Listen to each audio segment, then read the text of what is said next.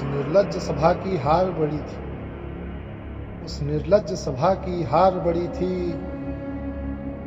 द्रौपदी दांव पर और मर्यादा ताक पड़ी थी। वीरत्व भी पांडवों का था, धिक्कार रहा। वीरत्व भी पांडवों का था, धिक्कार रहा। और दुर्योधन के हंसते मुख को था माप रहा। थे गुरु अचंभित और राजा महाराजा।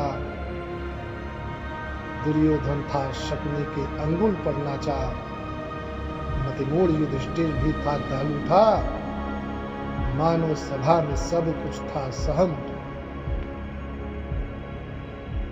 कौरवों ने पांडवों का था उपहास किया। नित अपमानित अति अभित्रास किया।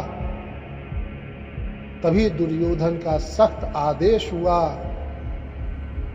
द्रौपदी कक्ष में दुशासन का प्रवेश हुआ। निर्दयी ने लिया पकड़ केशों को, निर्दयी ने लिया पकड़ केशों को उसकी। खींच घसीट दुष्ट ने था लिया फिर मुस्की। धर्म की मर्यादा को भी था तार तार किया।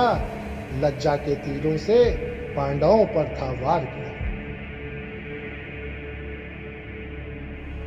जलती क्रोधाग्नि में द्रौपदी मानो कूद पड़ी। जलती क्रोधाग्नि में द्रौपदी मानो कूद पड़ी। हुए शर्मसार पांडवों पर वह जैसे फूट पड़ी। मौन गुरु हुए, मौन गुरु व धृतराष्ट्र पितामह को भी न छोड़ी। लज्जा की चीज लिए सबके गुमान को तोड़ी। लज्जा की चीज लिए सबके गुमान को तोड़ी।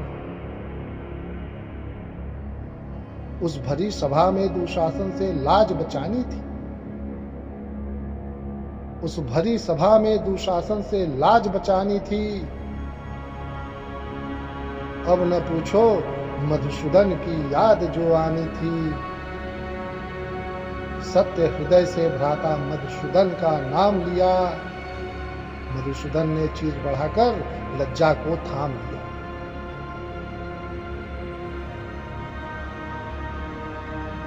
तभी भीम ने था यह शपथ खाई। तभी भीम ने था यह शपथ खाया। हे राम, अद्भुत थी वह तेरी माया। दुशासन के रक्त से मैं अपनी प्यास बुझाऊंगा। तभी द्रौपदी के चिर का मैं कर्ज चुकाऊंगा।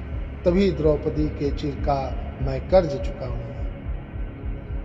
द्रौपदी के कोमल केश खुले थे ऐसे। द्रौपदी के कोमल केश खुले थे ऐसे। काल बनकर कौरवों पर छाए थे जैसे। अधर्मी दुर्योधन का अंत जो आना था, द्रौपदी का चीर महारण होने का बहाना था। द्रौपदी का चीर महारण होने का बहाना था। उस निर्लज्ज सभा की हार बड़ी थी। द्रौपदी दांव पर और मर्यादा ताक पड़ी थी। द्रौपदी दांव पर और मर्यादा ताक। जय श्री कृष्ण।